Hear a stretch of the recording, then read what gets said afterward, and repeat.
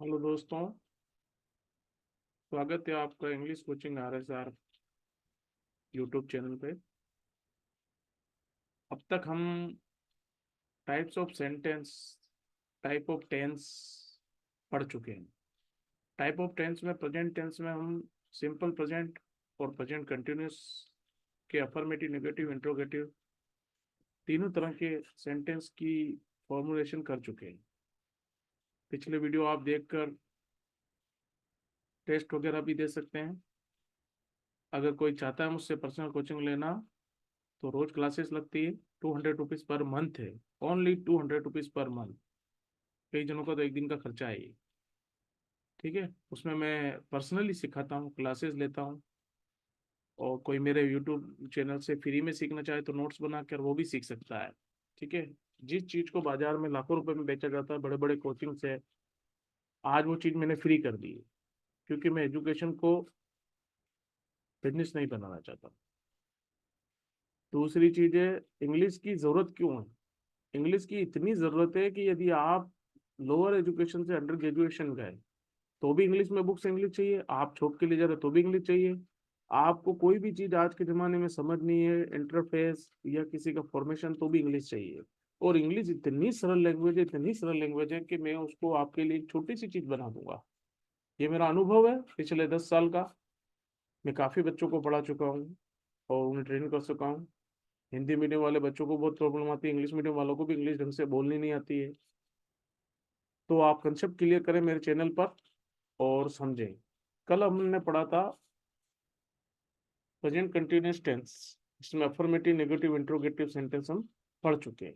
आज उसका टेस्ट है। वह गांव जा रहा है। तो सबसे पहले इस वाक्य के आखिर में रहा है, रही है, रहे, इससे ये पता चल जाता है कि प्रेजेंट कंटिन्यूअस टेंस है। अब किस टाइप का सेंटेंस है, तो अफर्मेटिव है क्योंकि इसमें नहीं और मत नहीं है और प्रश्न भी नहीं पूछा है। ठीक है, तो इसकी रचना क्या होती है, इसका formation subject plus helping verb is am are plus verb की फर्स्ट फॉर्म से ING प्लस ऑब्जेक्ट। तो इसमें सब्जेक्ट है वह, तो वह जा रहा है, लड़का है, रहा है से पता चल रहा है। तो ही के साथ सिंगुलर इज आएगा। जाने को अंग्रेजी में गो कहते हैं तो इसके साथ ING लग जाएगा। और गो के साथ कोई भी जगह हो तो टू प्लस वह जगह विलेज, तो he is going to village, full stop. समझ में आया। दूसरा है, वह गाड़ी सीख रहा है। ठीक है, तो वह सब्जेक्ट है, गाड़ी ऑब्जेक्ट है, सीख रहा है, सीखना से बना है वर्ब है। तो he is learning a car. ठीक है, तो ये दोनों अफर्मेटिव सेंटेंस है। क्या वह चिल्ला रही है, उसका उत्तर हाँ ना में दे सकते हैं। वाक्य के लास्ट में रहा है, रही है, रही हैं, इससे पता चलता है कि प्रेजेंट कंटिन्यूअस टेंस का वाक्य है।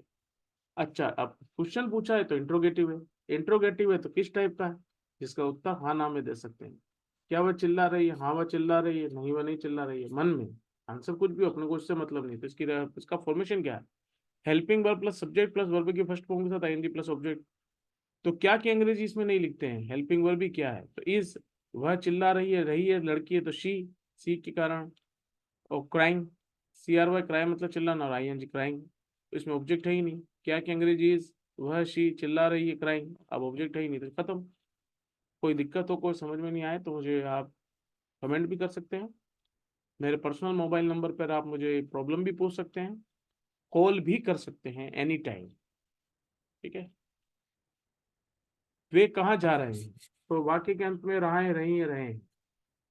ठीक है, लेकिन वे कहाँ का आंसर हाँ ना में नहीं दिया जा सकता, वह जगह बतानी पड़ेगी। तो कहाँ को अंग्रेजी में वेयर कहते हैं। इस तरह के सेंटेंस का फॉर्मेशन क्या है, WH word plus helping verb plus subject plus verb की फर्स्ट फॉर्म साथ ING प्लस ऑब्जेक्ट। तो WH वर्ड मतलब कहाँ को वेयर कहते हैं। ठीक है। और इसमें एक मिस्टेक हुई है दोस्तों, वेयर WH के बाद हेल्पिंग वर्ब आएगा तो ये दे पहले आ गया है, तो आप इसको सही कर ले, वेयर आर दे गोइंग। ठीक है, इसमें थोड़ी सी मिस्टेक हो गई मुझसे। WH word plus helping verb plus subject plus verb के फर्स्ट फॉर्म से आता है ING, तो वेयर आर आएगा, आर पहले आएगा, वेयर आर दे गोइंग। ठीक है, इसको सही कर लीजिएगा, इसमें मिस्टेक हो गई। WH word plus helping verb plus subject, are क्यों आया, वे है प्लूरल दे, तो वेयर आर, आर यहाँ पे आएगा, यहाँ नहीं आएगा, ये गलत हो गया। वेयर आर दे गोइंग और क्वेश्चन मार्क। ठीक है, तो आप इसको सही कर लें। और आज अपना प्रेजेंट कंटिन्यूअस टेंस भी पूरा खत्म हो चुका है। अब अपना नेक्स्ट टेंस है present perfect tense. Present perfect tense के वाक्य है, ये कैसे पता लगेगा? अगर कोई सेंटेंस है उसके लास्ट में चुका है, चुकी है, चुके हैं, तो वो प्रेजेंट परफेक्ट टेंस का है। जैसे वो खाना खा चुका है, तो चुका है आ रहा है मेन वर्ब के साथ, खा चुका है, तो ये प्रेजेंट परफेक्ट।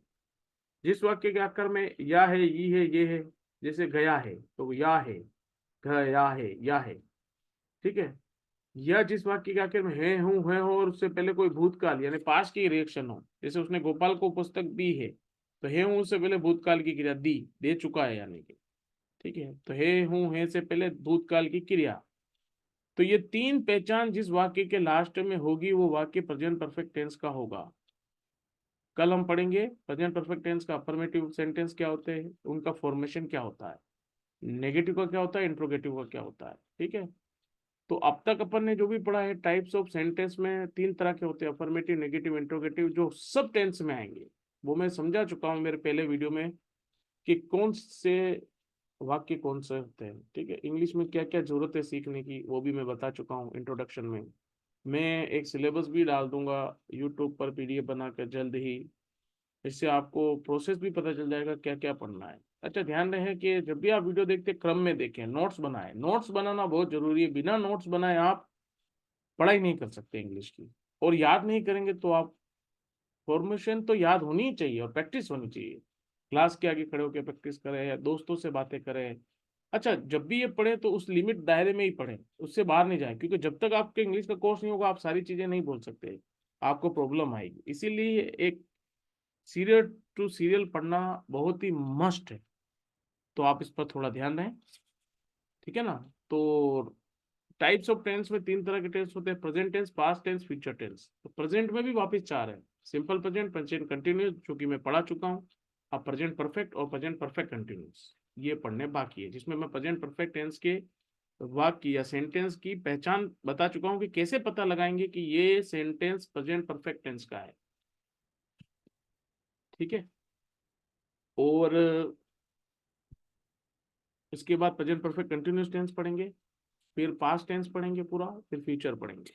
नेक्स्ट सिलेबस के हिसाब से मॉडल्स पढ़ेंगे, फिर एक्टिव पैसिव पढ़ेंगे, और आगे पीछे भी कर सकता हूँ मैं इनको जरूरत के हिसाब से, प्रीपोजिशन, कंजक्शन, आर्टिकल्स, सारी चीजें होने के बाद आप इंग्लिश में काफी परफेक्शन हासिल कर लेंगे। केवल प्रैक्टिस की नीड होगी, वो आपको बहुत जरूरी है प्रैक्टिस करनी, ठीक है दोस्तों।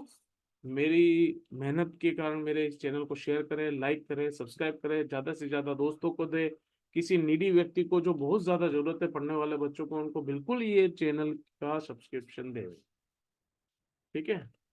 और मुझे कॉल भी करें, आपको मेरा चैनल कैसा लग रहा है, मेरे चैनल में कोई दिक्कत है, कोई समझ में नहीं आ रही, कोई प्रॉब्लम है तो मुझे बताएं, जिससे कि मैं उसमें थोड़ा सुधार कर सकूं।